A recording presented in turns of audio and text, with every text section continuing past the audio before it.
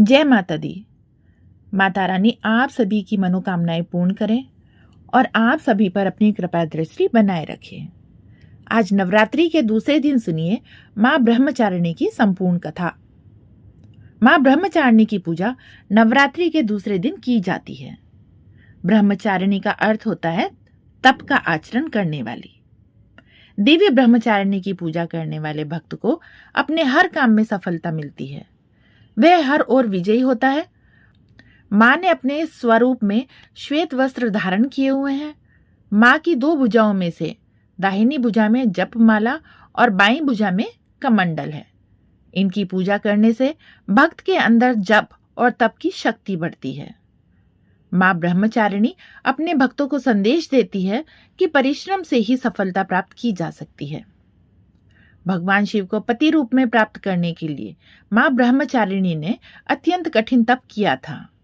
शिव पुराण में वर्णन मिलता है कि श्री ब्रह्मा जी के आदेशानुसार भगवान शंकर जी को पति रूप में प्राप्त करने के लिए देवी पार्वती ने कठिन तप किया था। ब्रह्मा जी के आदेश के बाद महर्षि नारद जी ने देवी पार्वती को पंचाक्षर मंत्र यानी शिवाय नमः की दीक्षा दी। दीक्षा लेकर देवी पार्वती अपनी सखियों के साथ तपोवन में जाकर कठिन तपस्या में लीन रहने लगी। उनकी कठिन तपस्या का वर्णन शिव पुराण में मिलता है।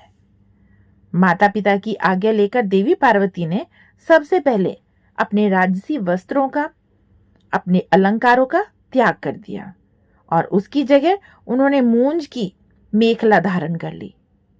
हार को गले से निकालकर मृग चर्म धारण किया और फिर गंगा अवतरण नामक पावन क्षेत्र में सुंदर वेदी बनाकर तपस्या में बैठ गई।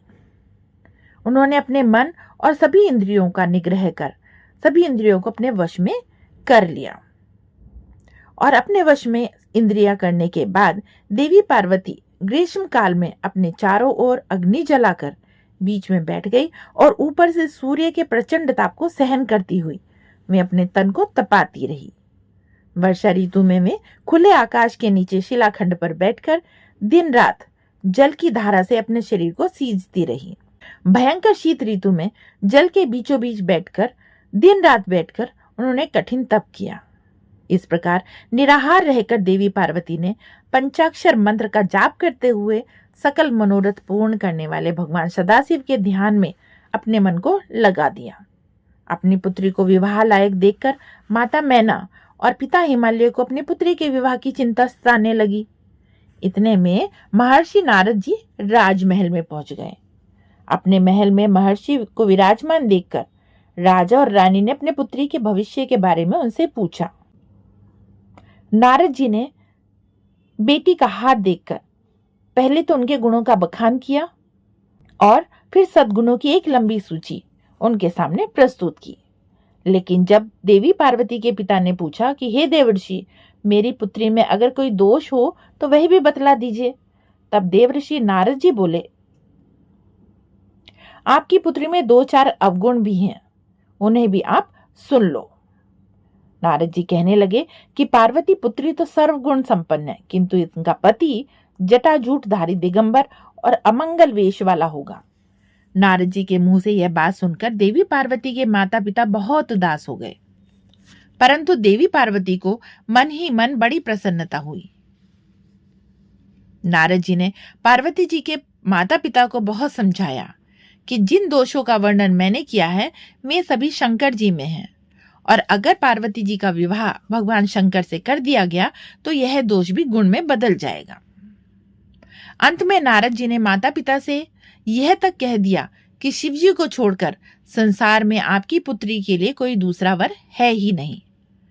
किंतु आशुतोष होने पर भी शंकर जी तो आराध्य हैं, यानी कि शिव जी कठोर उपासना से प्रसन्न होते हैं। उनको प्राप्त करने का एक ही उपाय है कि पार्वती जी वन में जाकर कठिन तपस्या में लीन हो जाएं।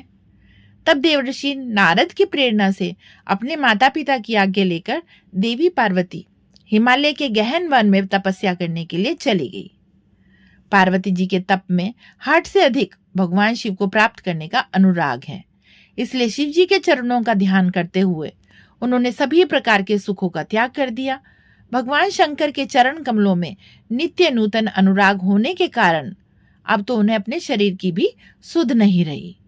उन्होंने तन और मन से पूरी तरह अपने आप को तपस्या में लीन कर लिया। 1000 वर्षों तक मूल और फल का और 100 वर्षों तक उन्होंने केवल शाक का आहार किया। कुछ दिन तक उन्होंने केवल पानी और हवा का सेवन किया और कुछ दिनों के बाद इन्हें भी त्याग कर कठिन उपवास किया। फिर उन्होंने वृक्ष से गिरी हुई बेल की सूखी पत्तियां खाकर 3000 वर्ष बिता दिए। जब पार्वती ने सूखी पत्तियां भी खाना बंद कर दिया तब उनका नाम पड़ गया अपर्णा। तभी देवी पार्वती की इस कठिन तपस्या को देखकर आकाशवाणी हुई कि हे देवी, तुम्हारे मनोरथ पूर्ण हो गए। अब तुम हठ और तप छोड़कर अपने घर चली जाओ। भगवान शंकर तुमसे मिलने जल्दी आएंगे। इसके बाद एक दिन भगवान शिव ने देवी की तपस्या से प्रसन्न होकर उन्हें दर्शन दिए और उन्हें अपनी पत्नी के रूप में स्वीकार करने का वचन भी दिया।